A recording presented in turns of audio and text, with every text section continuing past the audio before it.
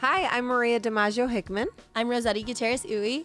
and we are here to talk all things real estate in Vegas. Whoop, whoop, whoop. Anyway, let's talk about our weekend first. I had a crazy weekend. How about you? My weekend was filled with showings and 40-degree mornings and 80-degree afternoons. Oh, that's typical Vegas in the springtime.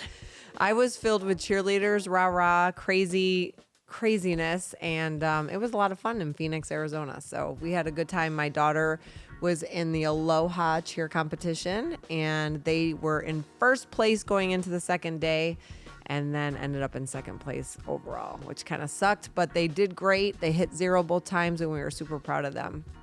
Being a cheer mom, you were like my spirit animal. Like growing up, getting your hair done and traveling and doing all of that is just so amazing that you do. Yeah, it's a lot of work, but honestly, Nevaeh now, she's 14. She has it down to a pat. She does her own hair, her own makeup. If I even try to help her, she's like, no, I got it. All right, fine. You deal with it, girlfriend. I guess that's a lot easier, yeah. Yeah, it does. It makes it go a lot faster and a lot easier. And then, she has braids because she's black. So she has braids. So she doesn't have to do that like huge puffy thing. Some of these girls' moms are like ratting their hair and getting their hair like super high and poofy. Nevaeh just goes in with her little braids. She's perfect. It's easy. I love it. Yeah.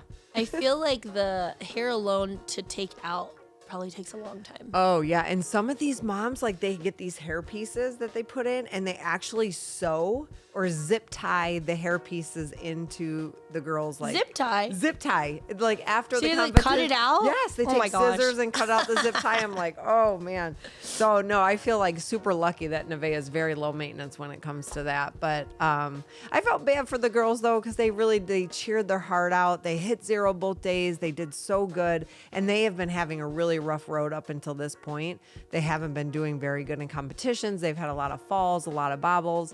And so for them to hit zero both days and still hit second place, it was kind of a bummer for them. But we have got one more competition to try and get our bid for Summit. So I'm hoping that they do well in Ohio, which I am not going on that trip. My husband is. And so I can step away and relax that weekend a little bit. That's awesome. Yeah, my weekend is filled with taking clients out of showings, checking out all the new builds that are out there. Multi-generation homes are trending right now. Love since those. A lot of baby boomers and silent generations are retiring, moving in with their kids, instead of going into a home. So having different choices on that, I learned that some builders are anywhere between 10 to 12 months if you're building from the ground up. Wow. Based on permits, and your price range is 900,000 or up. Is it really? Mm-hmm. But you're fitting 6 individuals in a home, so cutting some costs there, and also I think just with the no state, no income tax, Las Vegas in specific is a very high demand for cash buyers, maybe people who have a lot of equity that want to merge the family homes and figure out what their next 10, 20 years will be, and that their home is too small to move in multiple generations. Yeah. What areas were you in? So I was in Mountain's Edge, because they had some resale multi-gen homes over there. Also over off Heartland. It's a new master plan community near the VA hospital off of Revere and 215. Oh, okay. And then there's actually a new community called Sunstone that's going to be past where Kyle Canyon is. It's a retirement community. They're not quite open yet, which I'm like asking every week when they're going to be open because the high demand will be there. And then more like Aliante Centennial area for homes that may not be marketed as multi-gen for resale, but still can accommodate Could work. multiple people. Kyle Canyon's a hot place. Yes. It is like the next spot, man. I have a lot of clients looking there right now, and I like it out there. I mean, it seems like it's far, but it's not going to be far in 5 years. I grew up here, so Kyle Canyon used to be 40 minutes out from, the inner cities, and now you're going past the Centennial Bowl, and then you're getting past Sky Canyon, and then you're there. It's the first entrance all the way up to Mount Charleston, so it's interesting to see how the demand has raised in just a short amount of time. But there's BMX parks out there. There's Sky Canyon's clubhouse where they do events and festivals and stuff like that. And then that Smith's out there has a bar. The Smith has a bar. The Smith has a bar. Stop it right now. Oh my gosh. What are we coming to? Cadence is Smith has a bar. Oh, does it really? Yeah, on the opposite side, huh? I think it's more like if it's outside, obviously you don't want you don't want like a Smith's on Flamingo to have like a bar. You know, you want to go to like PT's or something. Exactly. Yeah, well, at least you can drink. You know what? When I was in Florida, I went to this restaurant. It was called Seed to Table, I think, something like this. And it had a bar at nighttime. It had dancing, and it was a full-on grocery store. What kind of dancing? Oh, like you're dancing. Like live music. I was like, what kind of dancing? Dancing can be a broad subject. That's right. No, live music, and then they had like a little tiny dance floor, and the bar was just hopping it. It was awesome. And then downstairs, it was all just grocery shopping, but the music was like gangbusters, loud while you were shopping, and there was like people dancing in the halls, and I was like, oh my gosh, this is the best grocery store ever. And it was all like healthy, kind of like a Whole Foods on steroids. Ooh. It was awesome. It was one of the best experiences in grocery shopping I've ever had. I think in different areas, because we're both from the Midwest, flex space is becoming more popular. Yeah. Like having a grocery store downstairs and a bar upstairs, or a coffee shop and then residential upstairs. I think that's trending. Yeah. I don't know if it's mainly because commercial space is getting more expensive. Yeah. And they have to have multiple sources of income. Yeah. But I like that idea. That's no, awesome. I do too. It was fun. Maybe not for Vegas. Vegas might need a bigger space up there. Yeah. And I travel to New York often, and all the restrooms are downstairs. Oh, really? Yeah, because, in Las Vegas, we don't have basements. Right. So if you're coming from the East Coast and you're moving to the West Side, you're like, where's the basement? I'm like, we don't have one. Basements, yeah, like if you have a basement, you probably are in the $1 million range plus, right? Because not many builders are just building that. Also, I think the biggest transition when they move here from the Midwest or the East Coast is we don't have actual wood flooring. Right. They're like, what is this cheap stuff? And I'm like, everyone likes this. I don't know what to tell you. Like, even I like in the $1 vinyl. million plus homes, they have the vinyl. It's awesome. It's so it wears really well. It cleans up well, and it's pretty now. It used to not be so pretty, but now really? it's absolutely gorgeous. Yeah, vinyl. Back in the day, you could tell it was cheap, but now it's very different. Sometimes you have to look twice to figure out what it is. Is it really wood? Is it tile? What is it? Yeah. So I do like that. I think the wood finishing part, nobody in Las Vegas wants to do. No. Mm-mm. You're just not that dedicated anymore. I don't even think there's a lot of companies that would be able to do it. Yeah. It's probably a very niche amount. And with anything, wood is more expensive. Yes, absolutely. Taking care of wood is a lot more maintenance and more expensive for sure. Yeah. And why do it? I saw this TikTok. It was like the furniture that we got from our ancestors, right? And it was like that nice glass china cabinet where, you have your furniture that you take out for your tea party and things like that. Yeah. And then the next photo was like the furniture I'm going to give my grandkids. And it was like an IKEA modern like little nightstand. And the changes in design and trends are back. Same with like wood colors. Very natural colors are in right now compared to, your traditional agreeable gray. Yes. I love kind of agreeable gray. My house is a little gray. Yeah, mine is too. It goes with everything. It's so simple. Listen, so I want to talk to you about kind of the things that we're learning about with market trends right now. You had a crazy stat when it came to mortgages, and I want you to share that with everybody. Yeah, so we follow the Broke Agent Marketing on social media. So we listen to the daily podcast of all the things happening with NAR, finances, things like that. Las Vegas actually made the top 10 housing markets for cash buyers. And from year over year, we're about 24 to 25% cash buyers in our market. So I think a lot of that has to deal with no state and no income tax. We also have a good job market for opportunities, and a lot of business owners are coming this way as well because of the tax laws that are changing all over the U.S. Yeah, I agree with you. I think too, you play into the fact a lot of people are leaving California to come here. They're selling their houses for way more. I mean, even though Vegas market is becoming one of the higher markets for cost, it's still way cheaper than California. So those people are coming in, purchasing homes. I'm hoping that they're using them as primary residence. I that always concerns me because it screws local homeowners when you have all these cash buyers coming in or corporations coming in and paying cash. But I think a lot of it is California coming in and just selling their homes and paying 50% less here than what they need over there. So, but that was a staggering statistic. We were actually ranked number 1, weren't we, in cash buyers? We're number 1. Woo. And then also, like, this was, I think last year sometime, I'm a nerd. Last year sometime, there was a corporation that came out here, bought 335 homes. And then I know within the last 6 months, I don't know the exact date, and don't quote me on this, but another corporation came in here and bought 115 homes, cash. And that's just like a statistic that could just happen like at any moment, right? Right. I think with interest rates like getting more expensive for some of your investors, the only investors really that are coming in here that are like that are cash. Right. They're not necessarily always primary residence owners. Right. Some of them, I think there's a lot of traffic from Illinois, New York, Florida, like people that are breaking those tax credit benefits or wanting to look for something similar to that, like Texas. Right. Las Vegas is an option. Right. But I think also at the same time, Las Vegas doesn't work for everyone, right? There are 24-hour access to everything. Yeah. And if that's not your lifestyle, it might not be the perfect place. Maybe you do want somewhere that has gators in the backyard. I don't know. Walking your dog and worrying about gators? Yeah, no. Yeah, less than 3% of Las Vegas is in a flood zone. So Floridians out there, it's a little different. So when we were living in Ohio, we were trying to figure out where we were going to go. And Florida was an option. But we looked into insurance in Florida and we were like, just the insurance alone is insane there. No. Vegas is a much better option.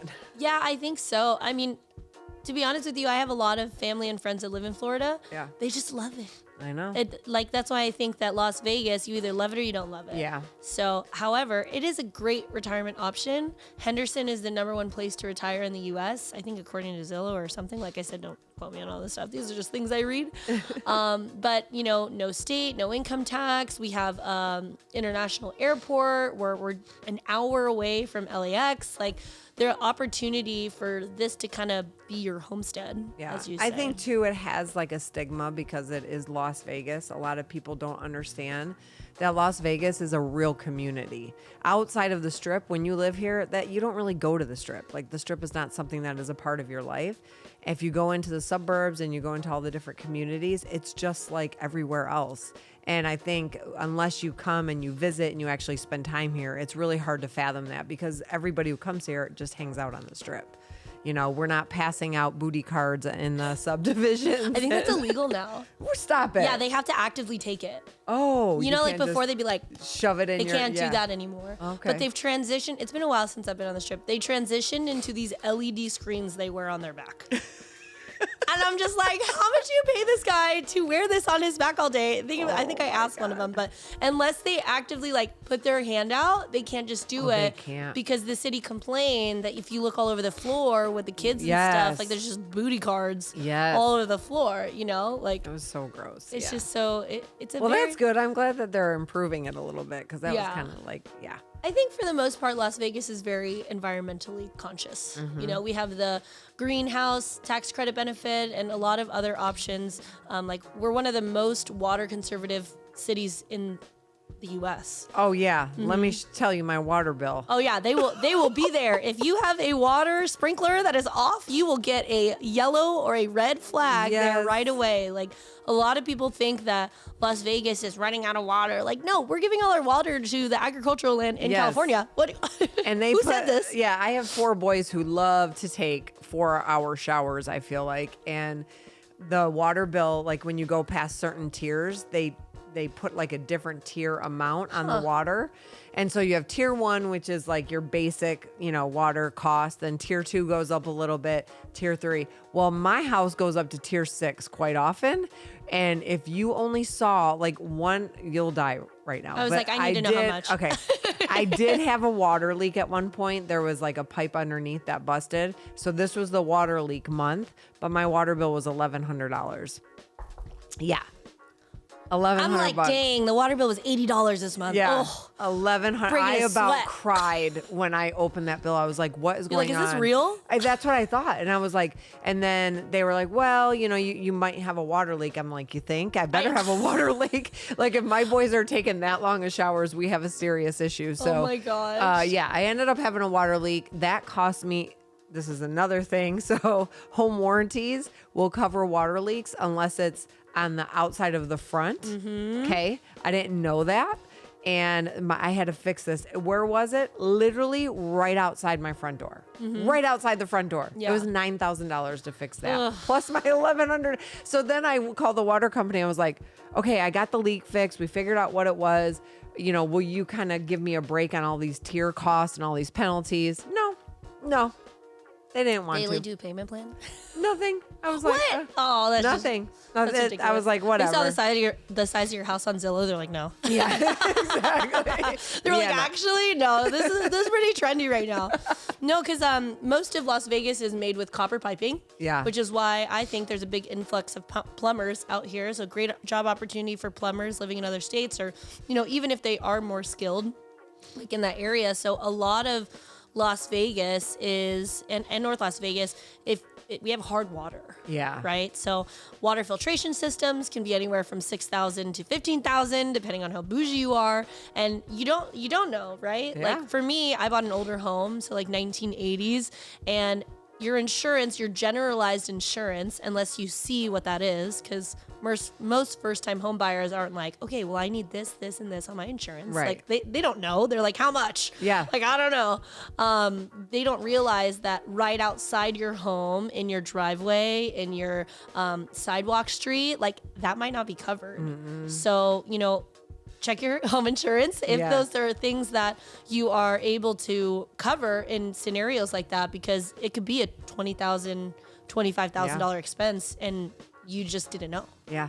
I was lucky it was only $9,000 because where it was, they were not having to dig up my entire yard. They were able to centralize it, fix it, and be done with it. But it could be a horror story, so definitely check. And there was nothing I could do. Like, my insurance company wouldn't cover it regardless. So, but it's just definitely a check into. It's like, oh, I just don't need that. And that was right around Christmas time too. Oh which no, is so with fun. the Christmas tree, with the lights. Oh gosh, $1,100. Yes. You just bought all these Christmas presents. And all the Christmas, and I felt like saying, you know what, your Christmas present is your new pipe. It's your Christmas your present. shower. Okay, be grateful. Exactly. Every time you shower, think of Christmas. That's It's funny because in the Philippines, there's no hot water. Oh, unless really? you're staying at like a 5-star resort or things like that. And I remember like the first time that I went, they were like, "There's no hot water." And I'm like, yeah, so you should be grateful for your hot water and your water heater, because, in the United States, you have access to that. Like for all the airports, right, in the U.S., you have your water filtration stations. Yes. You don't get that in the Philippines, okay? I can't even drink the water there. Like, oh my it is not good water. See how lucky we are? We're absolutely spoiled, I feel Absolutely. like. Crazy spoiled. Like, especially in Las Vegas. Yeah. I was just telling my out-of-state buyers this weekend, I'm like, I love Las Vegas for all-you-can-eat sushi. Like, it is good. That's why I love it. What's your favorite one? Jenga off of that? Fort Apache. Okay. I haven't been to that one. It's good. I like it just because it's close to a lot of things. It's right by Durango, the new Durango Casino. I love Durango Casino. And honestly, anything in Chinatown is delicious. Okay. So if you're in that area, that like you can't go wrong in any food place down there. But I usually like to go on social media and see who's done all the reviews. Yeah. I don't like to go to new places. You don't? No, I mean, I like to go to new places. Maybe but not I'm going to need sushi. like 5 referrals. Yeah. Like I need to know, because, I cook. So if we're not making food at home and we're going to be spending money to go out, that needs to be delicious. It better be like good. That got to be delicious, Yes. or I will like not be happy. One of our favorite spots, it's not sushi, is Pier 88. Where's that at? There's one right by my house on Lake Mead and Rainbow. Okay. And there's also one on Craig. Okay. And Martin Luther King. There might be other locations, I don't know. Yeah, but it's a never been seafood there. boil. Oh. So I awesome. love it. I'm like, I mean, some people don't like it because you have to work hard for it, but Yeah. I'm Filipino. I don't care. I'm like, You're a hard worker, Yeah. even with your food. Our favorite place to go, honestly, is the Durango. Like, there's not a bad place to go in there. I love Summer House. I Pono Hawaiian food. Oh my gosh, I it love is that place. so good. The crackhead chicken is like, Ooh. yeah, I it's usually like get crap. spam musubi. It's so good. I like that's kind of like a multi-flex space. Like, I love Durango because it's local. Everything Yes. is local. Yep. There's no Starbucks in there. Yes. You have a nicer coffee place, like retail. Like, it's not like your traditional casino, as you should say, that has like all these franchises that are making millions of dollars. Yes, you know? and like, the casino's like light. It's not heavy. It's light colors. It's bright. There's windows. It just is a totally different feel for casino vibe than any other place. is I it love an there. adult-only casino? No. Okay. It just doesn't have bowling or I movie think theater. the pool is adult only. Okay, that makes sense. Yeah, I think the pool is, but not the casino itself. But yeah, Miho's the steakhouse. Oh my gosh, and the George is so fun to go watch football games. Oh, yes. I love watching games there. It's fun. So We went there for the Super Bowl. And Oh, you did? Yeah, like we were like fighting for some chairs. I Yeah. was like, we should Oh, have made a yeah. reservation. Yeah. There are people here because I think a lot of locals, like myself, they want that experience, but they don't want to travel to Las Vegas Boulevard Right. to get 100%. it. And it's going to be triple the price. Yep. So, Yep. there are ways like Red Rock Casino, the Durango, Yeah. Green Valley Ranch that are great local alternatives Yes. for you to still enjoy yourself with your family and not like spend half your paycheck Yes. to go out there. Going out and parking on top of it. Although some of those resorts down there have free parking for the locals now, which I was like happy about. Yeah, with your ID. Yeah, You scan 3 your ID. hours or something. You Only get. during the week though. Oh, is it? It's not yeah. on the weekend. The weekend is like $50. See, I remember the day back like in Vegas. $50. Yeah, it's crazy. I remember the day parking, valet, everything was free. Yeah. When like back in the early 2000s. That was bound to happen though. Yeah. Like, I think Saw an Las Vegas was opportunity. a little too spoiled when they were like, what is this charging? And I'm like, you go to LA and you park on the corner side of the street all the way down there in a very dark area. You're still paying $50. Like, I just, Yeah. Las Vegas, I think with the uptick in tourism and gambling and things like that. And finally the Fountain Blue being built Yes. brought a lot of people. I haven't been there. Have you been to It Fountain is Blue? beautiful. Is it? And we should definitely go to their spa. Okay. I heard it's like amazing. Fountain Blue. We need a Fountain spa Blue. day. Yes, we need a spa day, please. That's fantastic. All right, let's switch gears to talking about the Rocket Mortgage situation. Yeah, so I watched Broke Agent Marketing, shout out to them, that 71% of people who are applying for a mortgage or getting a mortgage are going through an online company called Rocket Mortgage. Rocket Mortgage is now in the process of purchasing Redfin, which is really interesting to me because now I don't know if they're going to keep the agents or they're going to let their agents go, but now they're like kind of transitioning into the brokerage side and kind of making like a one-stop shop. But when I heard that statistic, for me as a local, and maybe Las Vegas is a different market compared to all of the US, like I always prefer to work with a local lender because the local lender knows the real taxes, the actuality of things. Title fees. Yes. And sometimes bigger companies don't necessarily know that, right? So that statistic really, it didn't make sense to me, honestly. I was like, really? Though, it's more like we're in such a world of convenience. Going online, getting pre-approved for a loan, and just having that pre-approval like that it's more about that. Because I will say my experience as a mortgage broker, when I get deals come over to me from Rocket Mortgage, first of all, their biggest complaint is no one cares. Mm-hmm. Like you're treated as a number, you're not treated as a person. But the ease of being able to get their application pre-approved with just a click, click, click, that's what drew them to Rocket Mortgage. Yeah. Then the experience afterwards, like from the time you're pre-approved to the time you close on a house, is disastrous because you're just a person, or you're not a person, you're just a number. And so I think that's where local people can really have the advantage of Rocket Mortgage, is when it's more about the experience and it's more about making a relationship with the client. I don't understand this. Like when you are purchasing the most expensive purchase of your life, why you would want to deal with somebody who doesn't intimately know you and are looking over your items and making sure that everything's okay. But we have gotten into such a world of convenience. I don't think people care. They're just, I don't want to talk on the phone. I just want to get this done and blah, blah, blah. And I think that's the reason why Rocket Mortgage is starting to gain traction, is because of that. It's just the ease of it that the people like. The technology today compared to the technology 20 years ago, in Las Vegas in specific, their old office used to be off Sahara, and the agents had to pay, I don't know how much it was because I wasn't an agent at that time. I was a little baby. You had to pick up a book.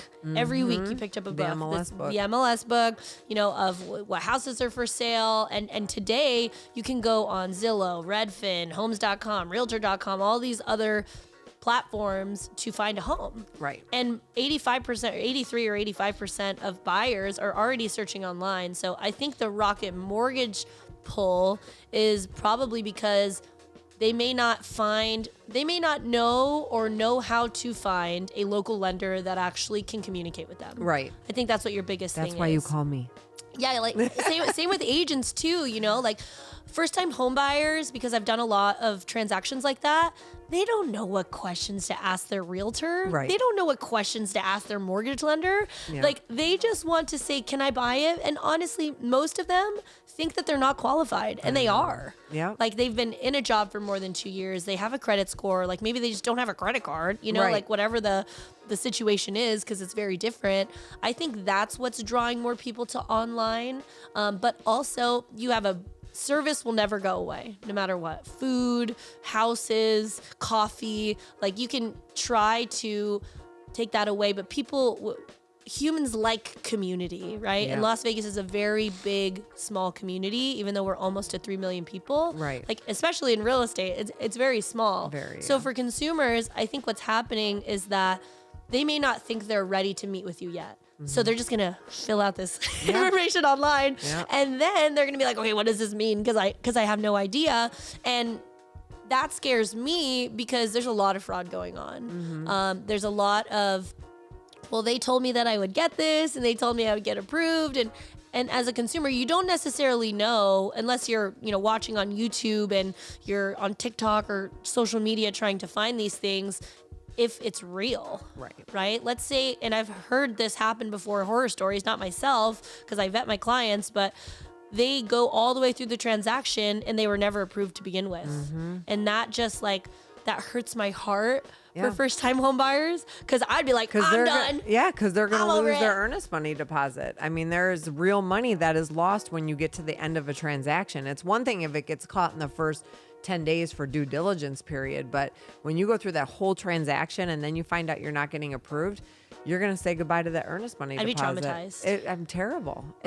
And I don't know why lenders do that, but that happens more times than we think. Like there are really lenders that are just lazy and they just put the pre-approval letter out. They don't, check the assets. They don't check the income docs. They don't do their due diligence.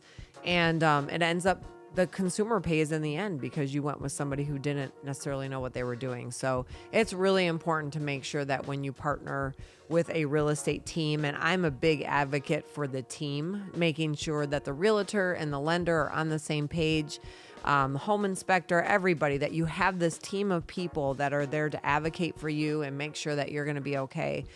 You just got to make sure that they come from either referrals, check their make sure they have a 5-star review, which we both have and we're big on. And I think it's just important to make sure that your team is there looking out the best for you. So super, super important. But the other thing I want to talk to you about is I had this client. Now I know we listened to our podcast and they're talking about how sellers are still they're not putting their houses on the market. They're still sitting on 2 and 3% interest rates. And look, I get it. At 2 and 3%, unless you have to sell, I don't advise you to sell. But there are a lot of sellers that want to get in the game of real estate because now is a great time to buy, especially here in Vegas, but they don't want to let go of their home. And so I had a client who came to me and they said, we want to sell. We want to, we know rates are sucky, but whatever, we want to sell. And I looked, they had a 2.25% interest rate. And I said, you're not selling. Like, we're going to think out of the box on this one. I don't want you to sell. And so they were like, okay. So we looked, How much equity does the average American have in their house? It's like 60 to 80%. So it's been a while since I read that document. Yeah. I don't even know where it came from, but average Americans are NAR, they're sitting on a lot of equity, and I knew that this would be the case. Yeah. I knew this would be the case with them, so we took a look, and they did. They owed like $300 on their house. Their house was appraising for about $600. And so I said, here's the game plan. Tell me if you guys are on board. Let's do a home equity line of credit on your house. And it's because their thing is they want to build generational wealth, which I'm huge on. I want people to do that. I said, your house, you can rent your house out right now where it will cover your existing house payment because you're only at 2.25. Plus, it will cover the home equity line of credit. Move into a house that's going to eventually be an investment house for you. You put 20% down on that new house with the home equity line of credit. Stay in that house for 2 years. And then we just keep doing the same thing over and over again, every 2 years, over and over again. And that is literally what we did. And they are so ecstatic because they have their house at 2.25. That house is generating income for them. It's not only paying for their house payment, but they're getting income every single month. And now they're going to move into a new house, which in 2 years will generate income for them. And they're using the equity in their homes to purchase more homes. And to me, like, that's the way to do it. Get out there and start building generational wealth. We have great interest rates people have right now. Keep them because those houses can make you money. So I don't know. What do you think about that? I work with a lot of buyers, and I think the scariest thing is that they're going to need someone to hold their hand that whole way through. Oh, yeah. Because they're like, oh, my gosh, it's now I'm getting overwhelming. another mortgage payment, and now my money's going to go somewhere. These people are telling me that this is a good idea, and it is. It's scary. But I'll tell you this. There are investors out there. There are first-time home buyers out there. You could have bought 1 home, 10 homes, 100 homes. It's just as scary. Yeah. It still feels that same way, but you are building generational wealth, and the education part of it is leveraging your income and what you're capable of, doing. And I think the biggest thing for some of those people that are sitting on lower interest rates is that they don't want to move. Right. Like moving costs have gone up. Yeah. So there are a lot of factors that come into play, but the big picture of it is that it's an opportunity for you to take head on and build generational wealth. Yeah. But you got to want to do it. Yeah. Yeah. It's scary. But I think if you have somebody who knows and they advise you and they do hold your hand, then I think it's important for you to have that partnership. And that's why realtors should be for life. Mortgage professionals should be for life. And if you have somebody who has done a loan for you and you never hear from them again, they're not the right person. And same thing with realtors. I think realtors should be your partner for life because generational wealth through real estate is powerful. When I go on listing appointments, I always think it's interesting because most sellers are first-time sellers. Yeah. And they don't know their realtor's name. They don't know who they got their loan from. It was so long ago. Like they need to be educated because they haven't looked at the housing market since they bought. Yeah. Right. And it always is good to keep up to date with the housing trends or lean on people like us that are living this day to day to educate you when it is a good time. Right. Right. Because it's not always a good time for everybody. However, if it is, you should find out because that way you're able to make the best decision for you and your family and grow from there and continue to build generational wealth. I think that first step is the hardest one. Yeah. And I totally understand that, but I'd rather know than not know because you're just going to get anxiety about like, well, what if I could do this? Or what if I, fail at this? Like just meet with a professional and see if that option is for you. Absolutely. Yeah. I mean, just start the conversation. That's how it all starts. Start the conversation. Absolutely. And I think sometimes they think as consumers is like, well, I don't want to waste your time. Like, but this is like valuable information to know in the long term, right? Having a realtor or a mortgage lender follow up on the equity in your home or find out when it is the good opportunity for you to take that next step. Most people don't understand or even can fathom to think they can ever own 2 homes ever. Right. Like thinking of owning 2 homes is like wild to them. People don't do that. Only investors can. Well, good thing you bought a house a long time ago and now it's time to grow up and be an investor. Absolutely. Like, this is that time. So it does take courage. But leaning on your realtor team and your lending team can really change that experience for you 100%. because we don't move for you. Right. That is the only thing I will not do is the packing. Okay. No. I will gladly put a trash can outside your house for you to throw stuff in, but everything else I can help out with. Yeah. Because it's tough. Like, you're still working. You have to figure out, a property management company and do that. But your team already has those professionals in place, So it will make the transaction smoother and a lot easier to deal with. So you're able to focus on your work. Yeah. Or maybe you're retired and go golf. I don't know. That Whatever would you be do every nice. day. Yeah. So, I mean, if you guys are sitting out there and you're on the fence and you have a 2 to 4% interest rate and that's kind of what is holding you back, reach out to us, the Sneaker Homegirls, on Instagram. And one of us will be more than happy to sit down and talk with you about what you can do, if it's possible. And if it is possible, what is going to be the best route for you to go. Yeah, it's interesting because everyone's always like, interest rates are high. And I'm like, interest rates ask your mom and your grandpa what their interest rate was. One, they probably can't tell you. Right. And two, in the 80s, they were like 18%. Yes. So what they really don't like is the cost of the house. Right. That's what they don't like. And that's just going to be going up and up and up. I mean, there's statistics all over the place that housing is going to go up. So people that are waiting and are on the fence, I really encourage you, reach out, just start the conversation because it's not a good idea to wait, especially in this market. And if you're in Las Vegas, there's a 2050 master plan that's out there. It's 500 pages. I shift through it every once in a while. We're projected to have 5 million people living here in the next few years, 2035, 2050. Like, there are people and companies that are coming out here to make Las Vegas amazing. Right. More all you can eat sushis for me. You can build them more Northwest. That'd be fantastic. But there is a lot of opportunity, and meeting with a professional, like whether that's a mortgage lender, a realtor, a financial advisor, there's a huge opportunity here to truly begin the steps to build your generational wealth. Yes. Because you're going to think to yourself, just like those people who wish they bought in 2008, you're going to look 5 years down the road and be like, I should have bought that townhouse. Yep. I should have got that. But you can't go back in time. And you also need to forgive yourself if you didn't buy a house in 2008 or you didn't buy a house when you were fresh out of college. It's okay. Right. But finding out what the steps are to get there now is all that matters. Yep. Can't focus on the past. So reach out to us. We are here for you. Our Instagram is the Sneaker Homegirls, and we're looking forward to next week talking to you soon. Peace. Peace out.